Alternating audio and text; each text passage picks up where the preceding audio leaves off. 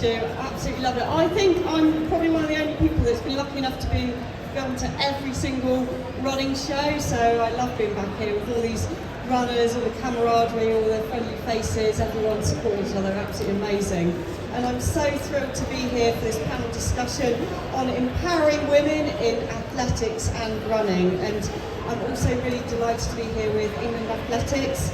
I've been made the new ambassador for their Run Together programme and their Run EA programme, which supports people who maybe don't want to join a club at this stage of their running programme. So that's really cool. And England Athletics does so much good for grassroots athletics, doing schemes for children who love running, jumping, throwing, and also high-level performance. There's schemes for that, and really inspiring athletes alongside affiliated clubs to really help people fulfil their potentials, fulfil their goals, and most of all enjoy their sport. So that's really cool.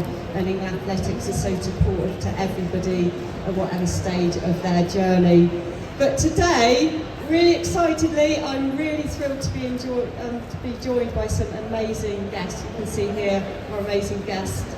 Firstly, we have Charlie Watson, also known as the Runner Beans. You may have seen her on Instagram. Charlie is an NHS dietitian and runner, and she reaches millions of people on social media with her tips and advice. Her goal is to champion the journey to a healthy, more active life where honest fitness and food makes well-being more accessible to all, but without losing sight of the real lives that we lead. She wants to make running and healthy eating journeys. And how you got into running, start with you, Charlie. Yeah, thank goodness I'm going first after Sophie's incredible feat.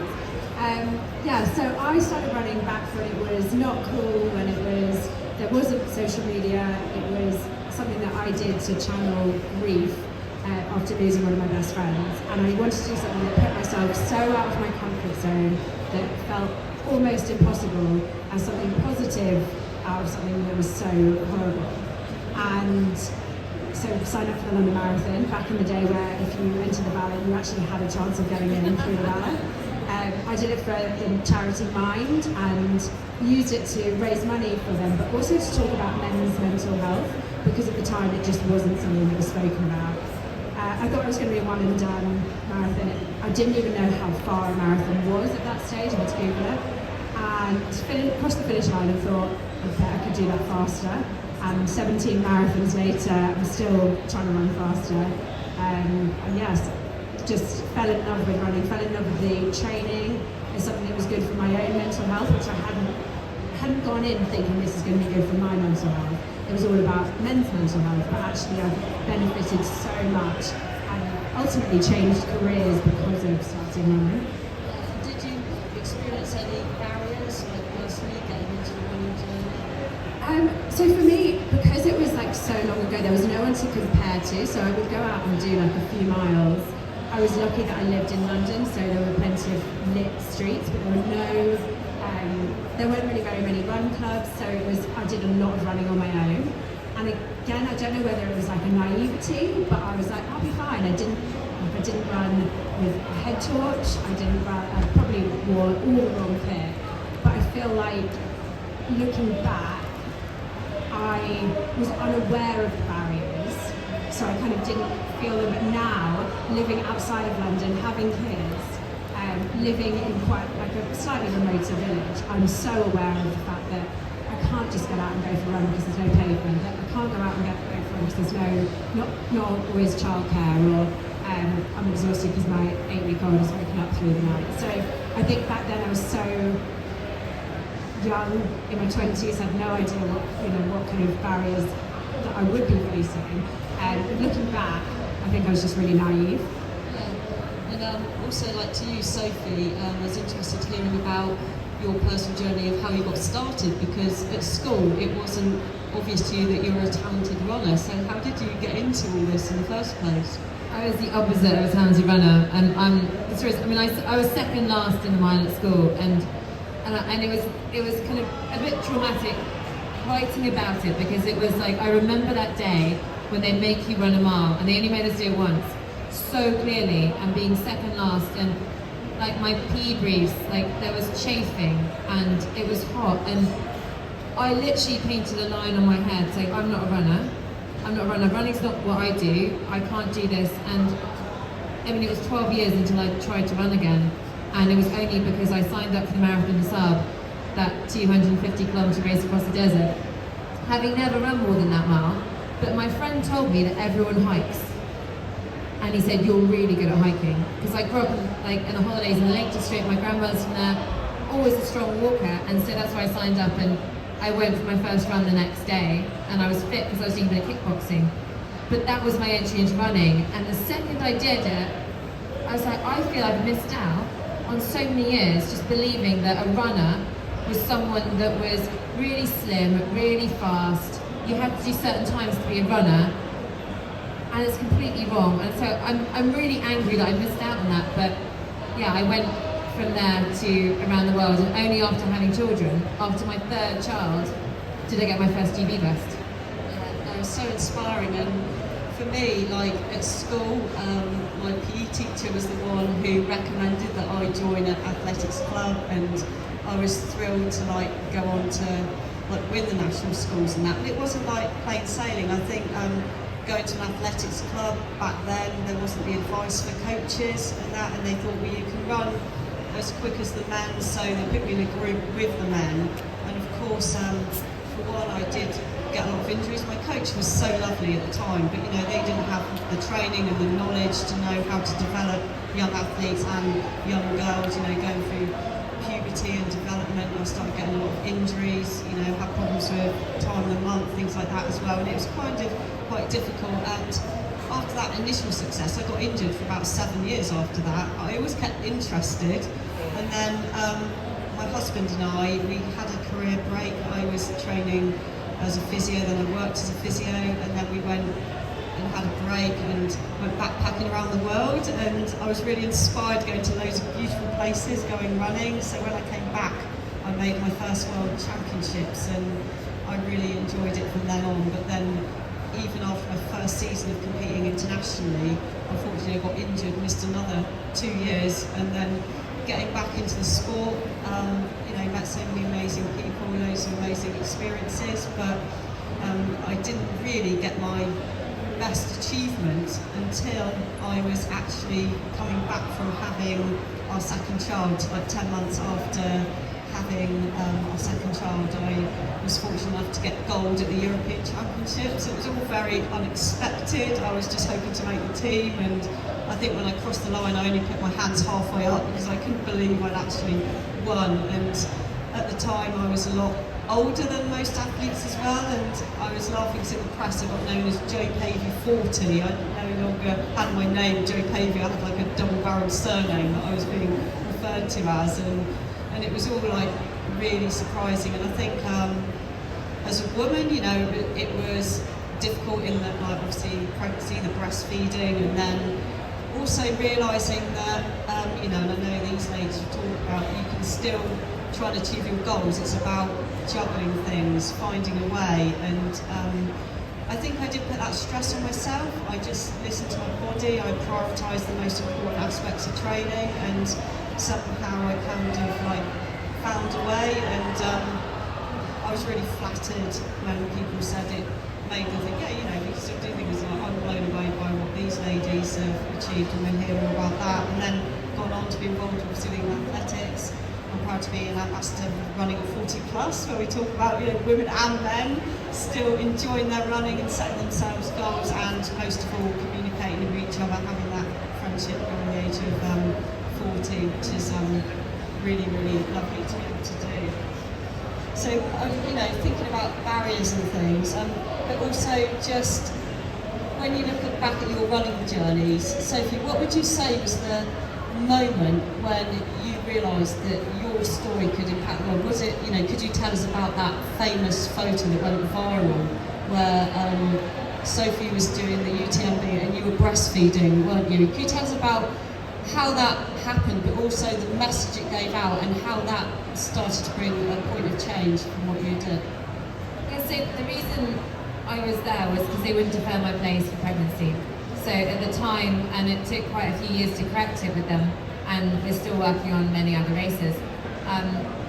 It took so long to get a UTMB place because you've got to get all these points from these harder ultras, and then you've got to get in the ballot. I lost a place in 2014 with my first son being pregnant, and I just didn't want to let up that opportunity a second time. And I thought, I'm just going to run 10k and experience. I mean, the start line in Chamonix is amazing. It's thousands of people. It's just, the first 10k is amazing, and then you've got to run another kind of, 160.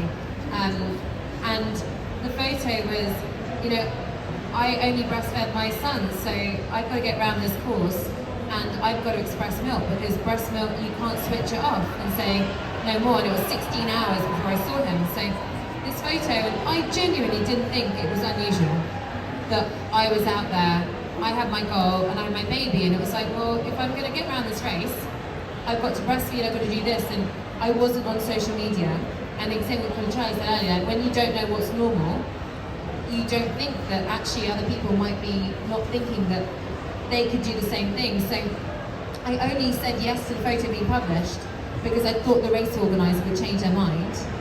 And I had no idea the overwhelming viralness of a photo that has actually nothing to do with running. It has everything to do with the difficulty it is to be a woman and come back to our own goals and our own sense of self after we have children. And I think that's why it spoke to so many people. And I realised that, you know, pregnancy being a massive barrier, but you start looking at the other barriers, and I think that's where She Races came from. It's like, well, I can fight for pregnancy deferrals, but women are physiologically different from men, and we're sociologically different from men, and events are designed through a male lens. So how can we make these events designed for us, and how can I understand the barriers to all women? Not just me, I've got my barriers. There's a lot of barriers I do not have. You know, I'm not a woman of colour. You know, I started mid-pack, and then I've gone to the front. Kind of older menopause, I have faced it. Yeah, how do I understand all these other women, and then how do we work as an industry to break them down so that the start line really is levelled? So interesting. I know, like with your She Races, you've gone on to deal not only with a pregnancy deferral, but other ways that make your events that you're interested in, like accessible for women. Can you tell us a bit more about the She Races and what She Races does? So I guess after the photo, I realised there's one of me at the start, and what can I impact? And when we look at why women aren't on start lines, you know, I can't get men to do more childcare. And I sat on the board of Women in Sport, the charity, for 5 years, and we know that at the age of 5, girls don't think they're as good at sport as boys do. Also, boys don't think that girls are any good by the age of 5. Could I change that? No, not as one person. Not yet. I'm not big girls. But events, there's so many barriers the events are putting in place, and I knew that I only had to go to a few event directors. So She Races, we did a huge piece of research, over 2,000 women, all paces, all backgrounds, running, also kind of triathlon, we've done more triathlon research. And it was like, tell me your story. And so there were hundreds and hundreds of pages of stories, and going through them all, going, what can events do, what can events not do, and distilling that to 8 things, that every single event, from 5Ks to multi-distance ultras, and then we've got detailed guidelines on ultras, but the 8 things, I'm going to get them on, we can't debate. So, diverse imagery and language. Don't say biggest, baddest, toughest, say this is what you need to do to get to the finish line. You're talking to women as well as men. And imagery, show us all we belong, not just the fast ones, not just men. Start your line, just being the front of the men. Pregnancy deferrals, when you get their period products, and women's toilets, not having a big long queue. Equal price money, equal swag, female fit t-shirts, unisex fit is male fit. All mine fit me when I was 37 weeks pregnant. They fit beautifully, and then the next week they wouldn't go over the bump. I took it, I was like, this is ridiculous. And then covering our race equally. So equal celebration. There are 2 races being held at the same time.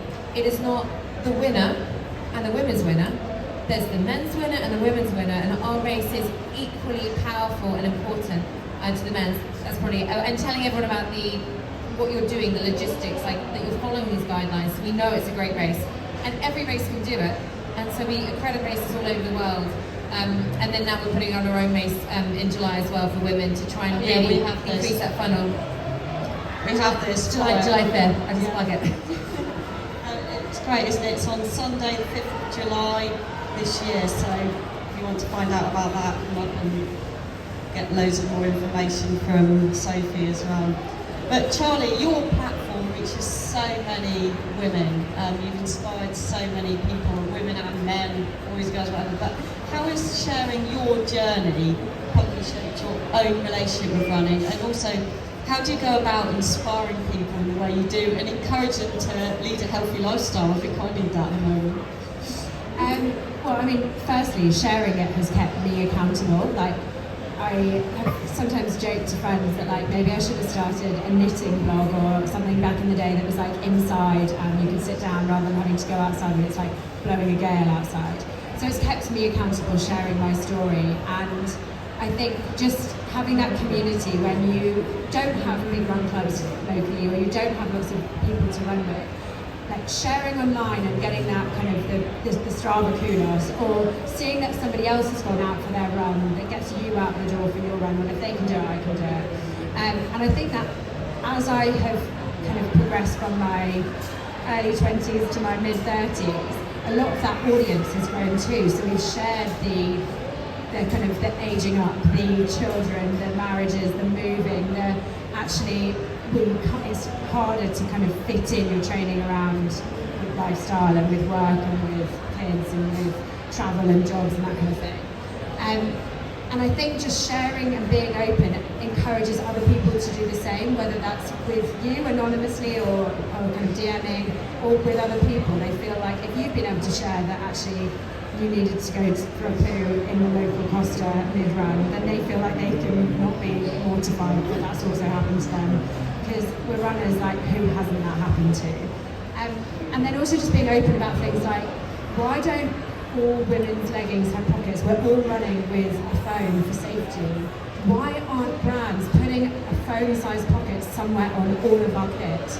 Why aren't there better lights that are like chest lights that can go over a bra? Why aren't there better bras? Like, why am I bleeding after a long run? Half the population have boobs. Why are they still making men's kit for small, like us, for us, that's just small men's kit? So yeah, I think just sharing the ups and downs, the positives and the negatives, sharing the races that have great deferral policies or that you felt supported by, the brands that are making kit for us. And yeah, kind of misery loves company. We all love that, like, you know, this run was hard. I didn't want to get up today.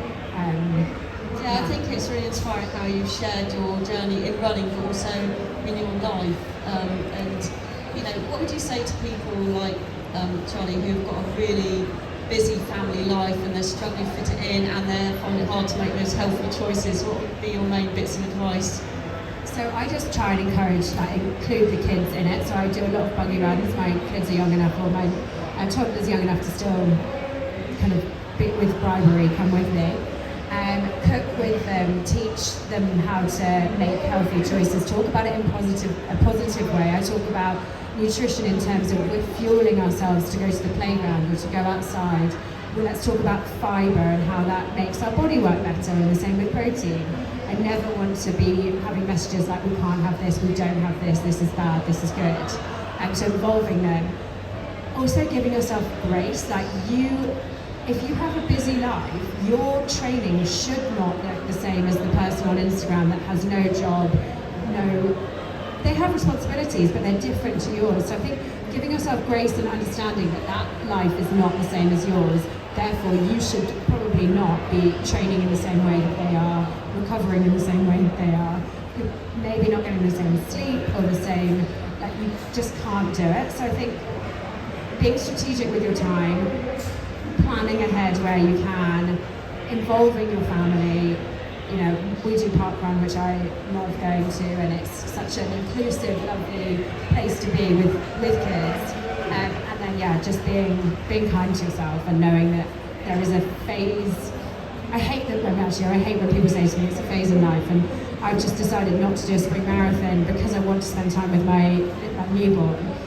But I think if you want to, work with your family, with your network to make it happen in a way that suits you and your family.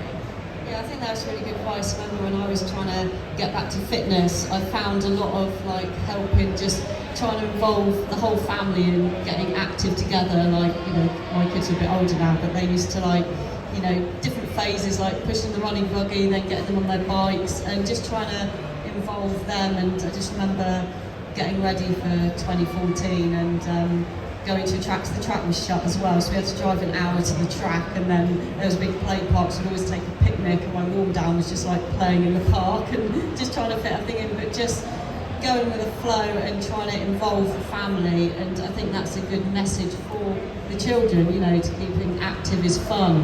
I think that's really, really important as well, definitely. I think that's something that actually races could be, we'll talk later, but be buggy friendly, have a setup like Royal Parks have a tent in the village that is a kids activity area, making it easier for especially women to bring their families so they've got somewhere safe to go, or the playground. Because that is a huge barrier for so many women, is childcare. We are the default parent, and if you don't open that up, then it blocks us out a lot of the time from being able to take part in these races, let alone train for them. Yeah, definitely, that's really wise words. Did you want to say something? We had the track series last year, and I love seeing all the dads play with the kids together on the beanbags, and there was this like whole like kind of setup that was there while they were playing, and some of the mums were breastfeeding, so they were doing half and half and coming and feeding, and the dads were there, and just the kids being there. It's sometimes nice to be away from the kids, but we put the trail event on a Sunday, because often that's an easier day for women when you've got school-age kids and all the sports fixtures and activities on the Saturday. Sunday is actually a much more inclusive day to do it. So that's why we put it there, just to try and take down that other barrier, and lots of other events being Saturday. Let's do something different and make it so more women can come across. Yeah, no, that's really wise words. And I did want to ask you about that treadmill record last year. It was phenomenal. Did anyone else see it? Was anyone here? Yeah, see, everyone's seen it. Yeah. It was amazing. Can you tell us about, obviously, how amazing it was, but also, how did you keep your mindset? I know you've done lots of long challenges, but this must have been tough, because not only was it an amazing record, doing it at the National Running Show, you're not in an air-conditioned room, you've got noise, you've got everyone trying to talk to you and get photos with you at the same time as doing this record. What was it all like? If I wanted to set a really difficult world record to beat, I wouldn't have done it at the Run Show. And the beating the record was not the point. And I think that was where I stood it was great to beat the record, it's great to be the fastest, but it came to me when I ran across Ireland. And I ran Lake of Ireland, and these women and men would come out and run with a few miles of me. And they would like, we'd just been watching your dot. Everyone loves a dot track. They were watching the dot, and then they could see it was going to come near their house, and they come out, and then they come run. And they were so inspired by it to just, the whole point was like challenge you. It was to take on a challenge outside your comfort zone. Ireland is just outside my comfort zone at that point, because I'd run lots of hundreds. But it could be 10K, it could be just cycling to local shops if you've never been on a bike, and get your family involved. And I saw these people so in the person, I thought, how do I get this and get it to more people? And I thought, why don't I do something at the running show that's super long? And I looked at it, and 48 hours is a really good distance time for me. I'm better when it comes to the end of 24-hour races. I'm a proper like kind of plodder, and I'm overtaking people at the end of 24. So I know 48 hours is a great point, and I thought I'll do it here because there's 30,000 people here, and if just one person sees me do that as a mum of 3 and rethinks whether they actually can go and enter that 10K, or they can actually maybe step up to a trail ultra when they've done a road marathon, or trail ultras are way easier than road marathons, by the way. There's lots of picnic stops and you can walk and things.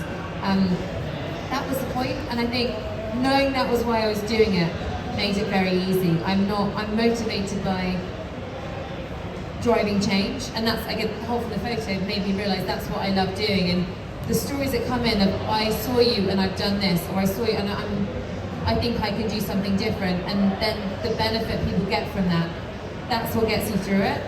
But the second night was shocking because I was seeing everything, and there was a Harrier stand, and there was a mannequin like in front of me, and that mannequin was moving and it was talking to me, and I got really scared and I couldn't switch off because of the lights, and it was so hot, and I couldn't get the 10-minute naps that I would normally just switch off and sleep, and we had so many failed naps and it was horrendous. But it wasn't the point to have the perfect conditions, and I don't think I could put myself through it again, but if I were to do it again, to do it better, I wouldn't do it here. No, you're totally right. It gave out that message. So many people saw you, and it was tough conditions. And I think, like you say, you put yourself in a little air-conditioned room, wouldn't you? But the thing is, that wouldn't give the message that you gave out. And so many people were influenced by what you did that day. I know I was. I was like feeling very lazy when I'd seen what you'd done. But also, it just made me laugh when you said that 24 hours of running wasn't a long enough distance for you. I mean, who could say that? That's just phenomenal. Amazing. And you, Charlie, I mean, you've done all the marathons. How did it feel when you'd finally completed all of them? So yeah, I've done the marathon majors. So I finished in Tokyo and was so cold that I went the wrong way, and then was trying to be ushered out and had to kind of just argue and find my way back.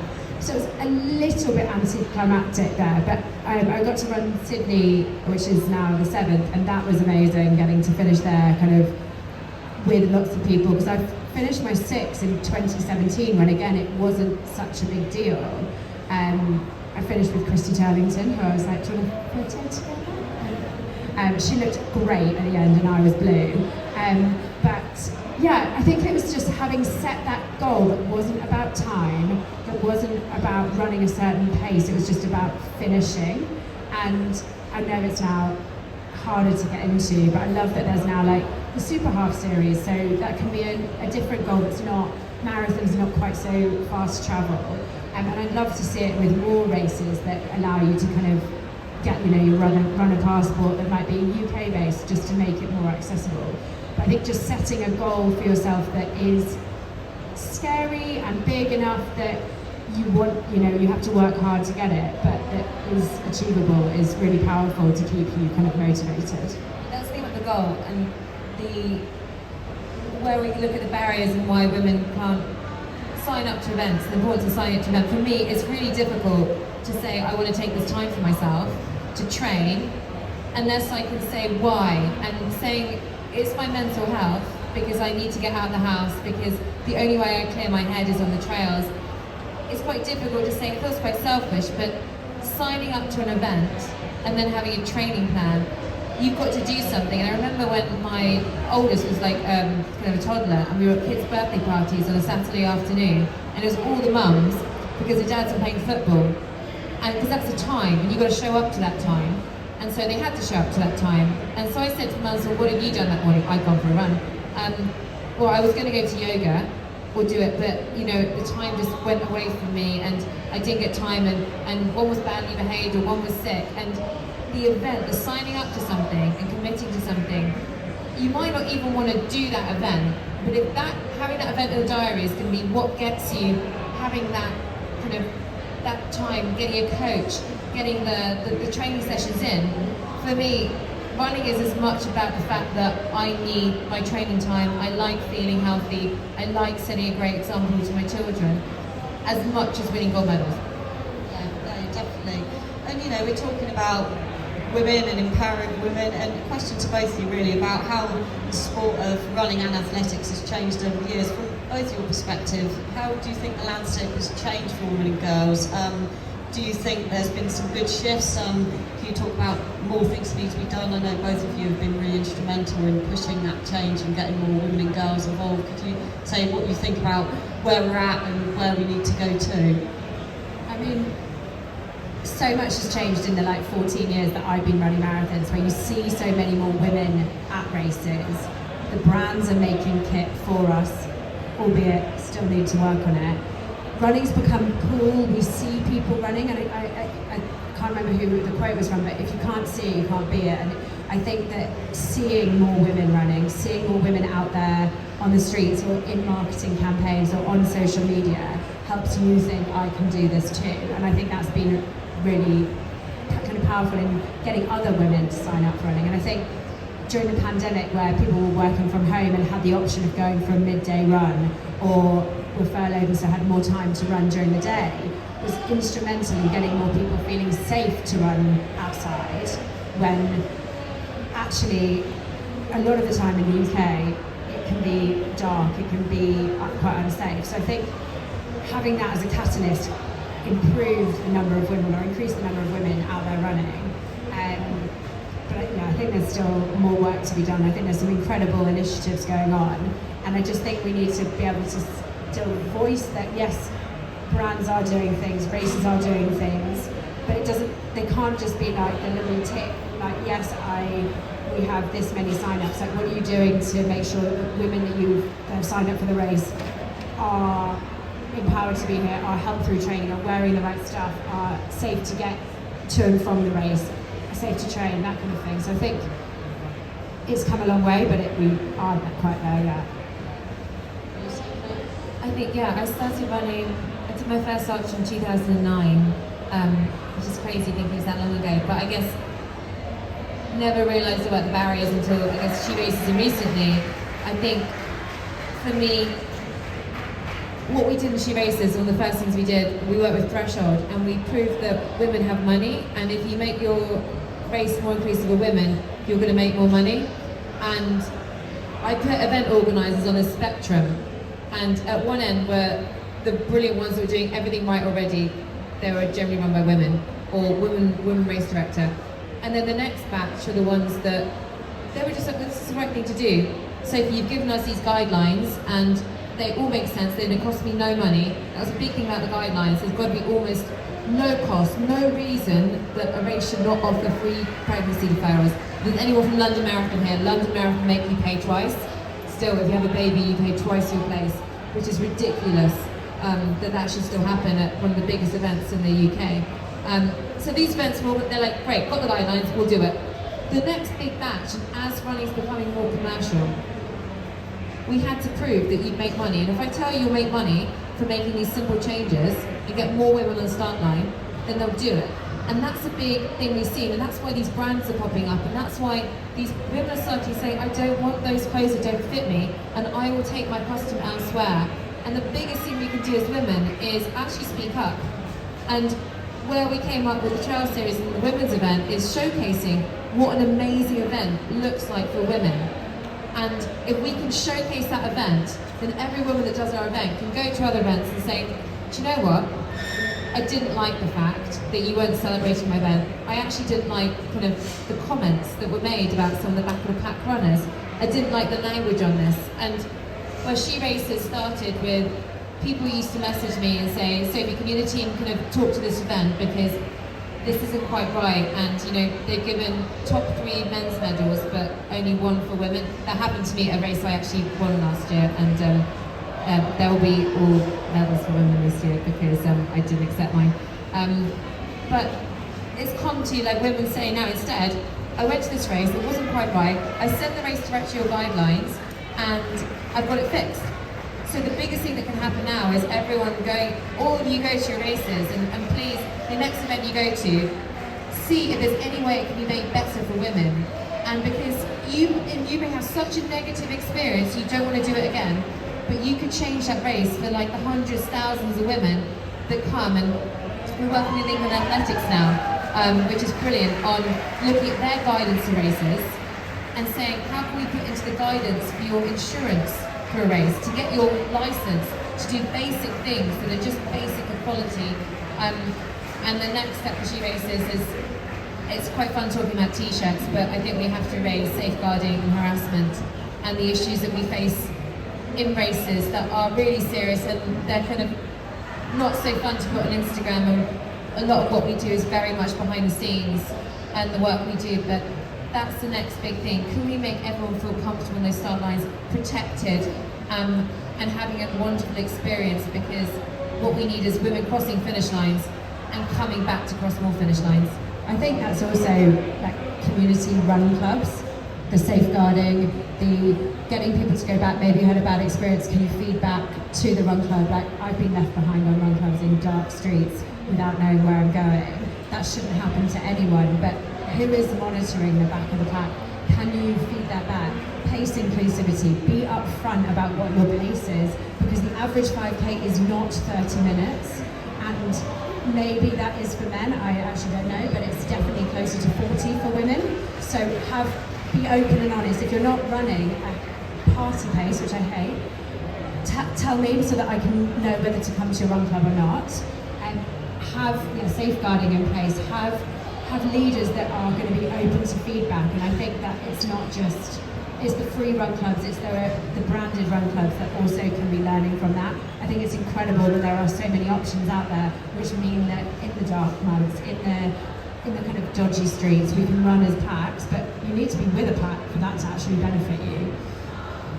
Yeah, no, definitely, and I think like you made the point as well, Sophie, that England Athletics are supporting a lot of the recent changes, which is really, really cool as well. And we want our sport to be inclusive to everybody. I'm involved with a coaching group with my husband, Gav, who's the lead coach, and I help mentor them. But I just love seeing the young women and girls, and obviously young men as well, coming through and really like reaching their full potential. And it's about there's some faster ones in the groups, there's some slower ones, people from different backgrounds and everything, and just really trying to sort of make it a happy scenario for everyone. And I just love the fact that in the group we've got, there's people with all different abilities. You don't have to be a fast runner, you can just run at your own pace, but enjoy that sort of group feeling, the camaraderie of all training together. It's really lovely. And I just wondered if you had any more ideas of how we can make running and athletics more inclusive, really.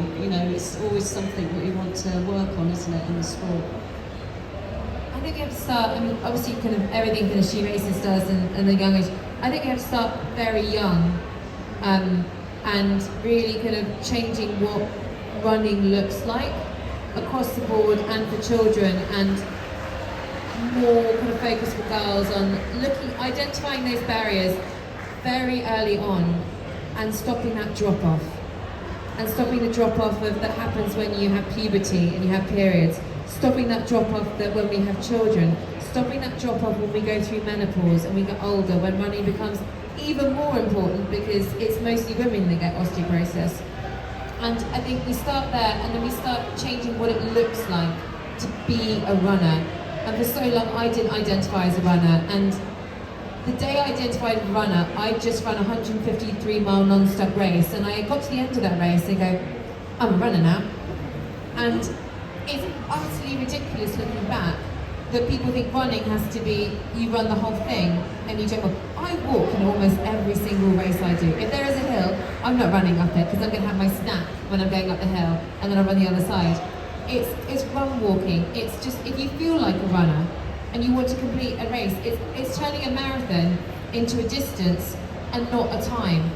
And if we start young, we stop the drop-off and we just change and start just putting running through a female lens and having female photographers showing what the world can look like. And we had a female photographer on our race, and the pictures came back so different to ones I've seen on so many other ultras, and what she was picking up on was so beautiful. And that's a really garbled answer, but I think we just have to own it and get our seat at the decision-making table in everywhere, from a brand to an event to kind of the government, as to when they're looking at sports strategy, and make sure there's a female voice thinking about women. That's really good. And you, Charlie?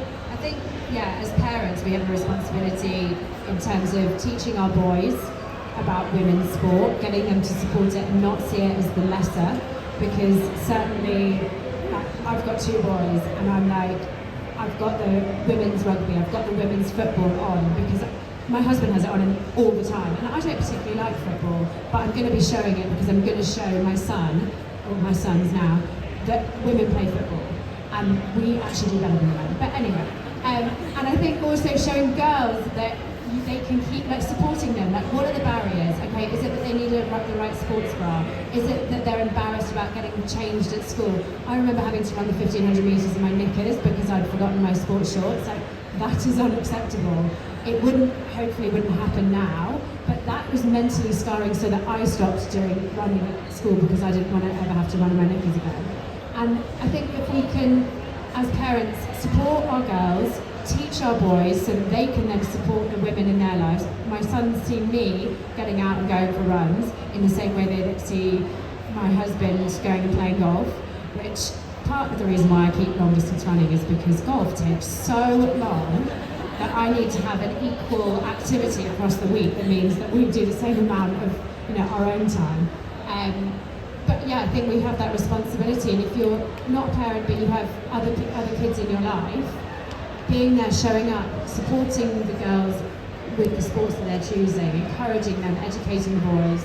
And I think the fact that women's sport has been amplified so much in the UK helps us do that, because there is this narrative, but I think we just need to keep driving it on a non-elite level too. Yeah, definitely. And I think, you're really right, both of you saying about making women feel empowered at all stages of their lives as well. I think that's really important. Like, I found like when I was a young girl, there was, like you said, the time when they all drop off. And for one, I felt like, in a way, like I felt like at school, people weren't really appreciating that I was running. I felt like it wasn't cool at that time. I think things have moved forward, that it's more, cool that everyone's getting out running, there's park run, things like that, run together schemes that England Athletics are doing. There's more opportunities to get out there and run, but also just, I felt that I didn't get enough advice as a young athlete about the stage of going through puberty. I started to become slower for a year or two, and I didn't understand it. No one explained it to me. I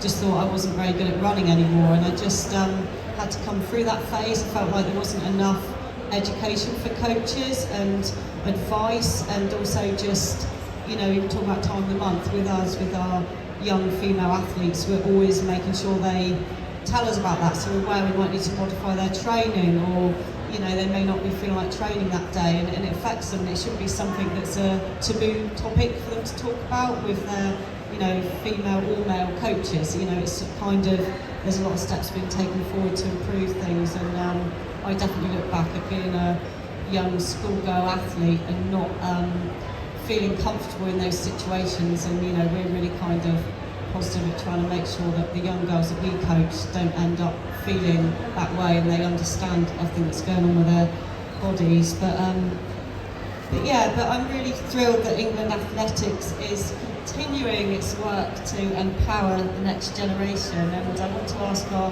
guests really that if you were going to give a message to women and girls just starting out on their running journey, what would be your piece of advice that would be the strongest piece of advice you'd like to give them?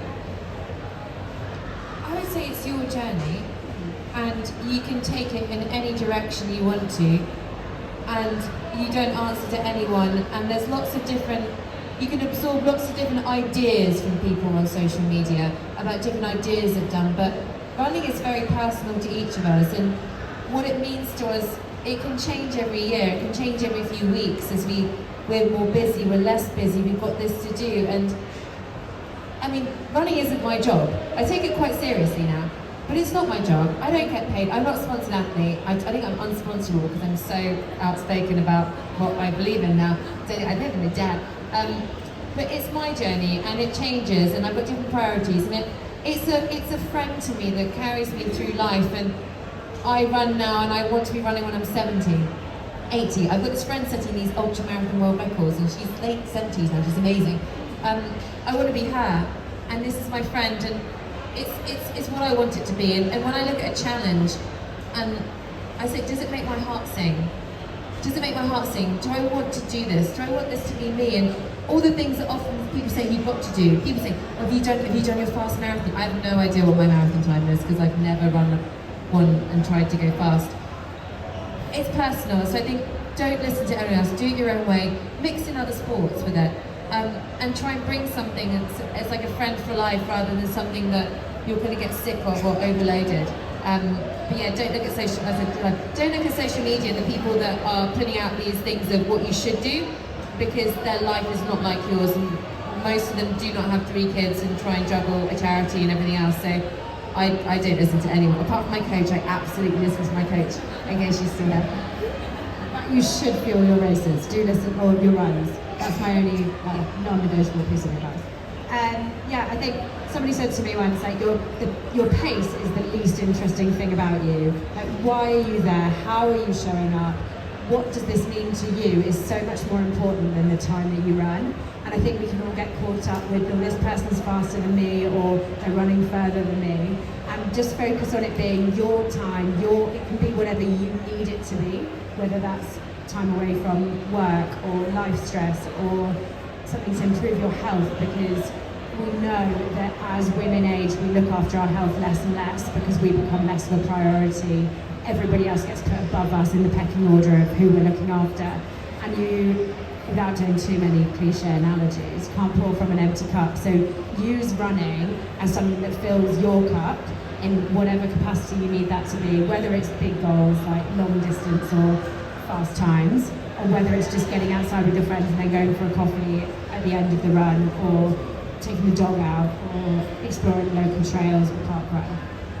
Yeah, no, that's really, really good advice. And, you know, I've been so inspired hearing the wise words of our guests, and I'd like to say a big thank you to England Athletics and a big thank you to our guests, Sophie and Charlie. So can we give them a round of applause, please? And have we got time for questions, Anna? Did you say go on there? I said go on then. It's just been such a brilliant chat. I'm sure there are people in the audience who would love to pick your brains. So this is our last session of the day at Running Skills. So if you're all happy to stay here, let's ask some questions. I'm actually contemplating signing up to your trail race. It's been on in my browser, so I think that'll be done tonight. Do it. I need new shoes anyway. While you guys are talking, lots of stuff resonated with what I read, Invisible Women. I don't know whether you read it. And how much society still needs to change. My question is, if you had a magical wand to change anything, any one thing in running for women, what would it be and why? I would put a woman at every single table where decisions are being made that affect women. I would sort out the sports bras. Because, yeah, they're horrendous. It hurts sometimes. Yep.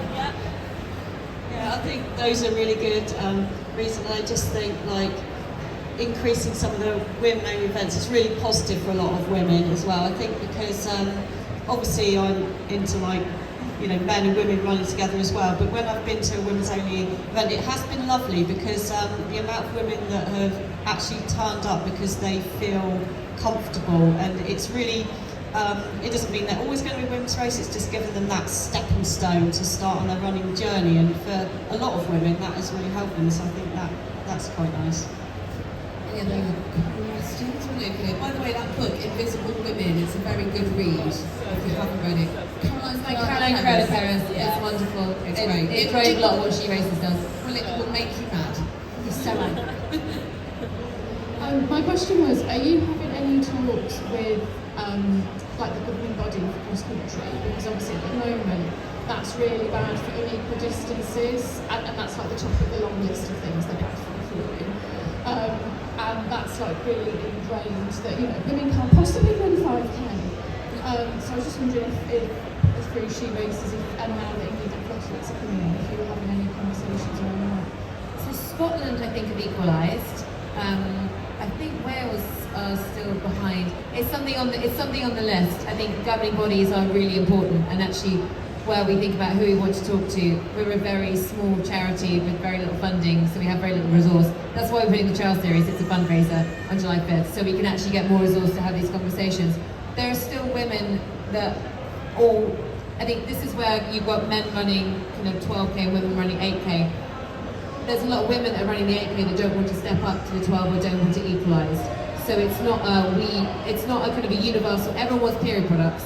I think there's still that, but I think it's still a lot of not believing that.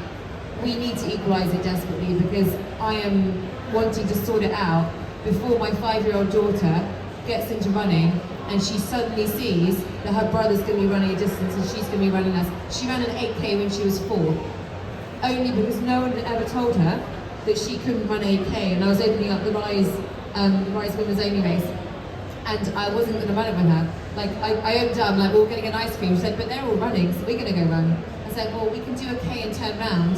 And she's like, but they're running 8K, and you can run 800. I've not quite run 800, I might hit 550. But she's like, you can run 800, so I can run 8. But I think there's still a lot of girls that don't believe that they can do the step up. So I think we've got to fix that, but it's on the very long to-do list, but I think it's a very important one because not because of the distances, because of what it says to young girls in our capability. And we never ever close that physiological gap.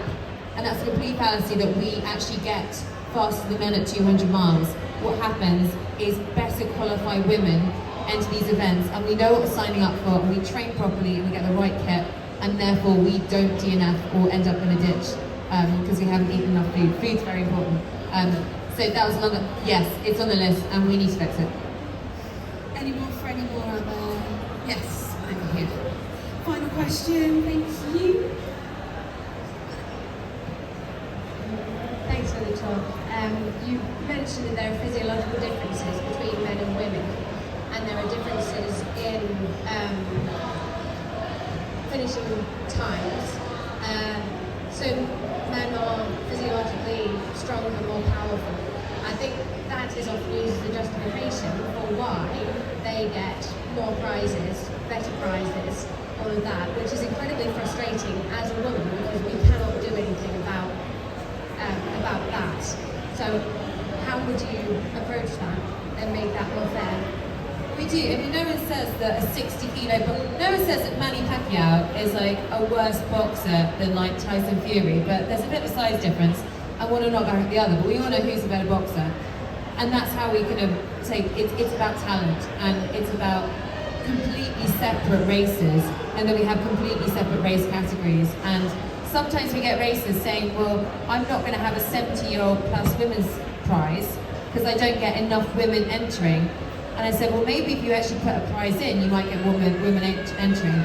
It's not the women's fault that they're not on the start line. It's you're not making your event as inclusive. And here are all the things you can do to make it more inclusive. And it's the women-only recce's, and it's the encouraging language, and it's the lack having a proper harassment policy. So it's not women's fault there aren't as many of us on the start line, and it's that kind of messaging to the race directors. It is hard because some of them, we have it in, so we work with things like Nordic skiing and lots of, she races started off with ultra marathons, and we're into football clubs now with maternity policies and season ticket holders. But it's saying you've got to make the race right before we turn up. You can't expect us to turn up before the race is right. But I think we solved the problem of people who don't believe in women are as good athletes. There's a time gap, yeah, but there is a difference in boxing power. We're just completely different sex. Okay, well, I think the boss says we can't have any more questions, but she's been very generous, hasn't she, given us a little extra time. Thanks, Anna, you're amazing. And thanks again to our amazing guests, and thanks to England Athletics for putting our panel together. And I hope you all have a really successful year ahead in your running goals, and enjoy the rest of the National Running Show. Thank you so much. Hands together.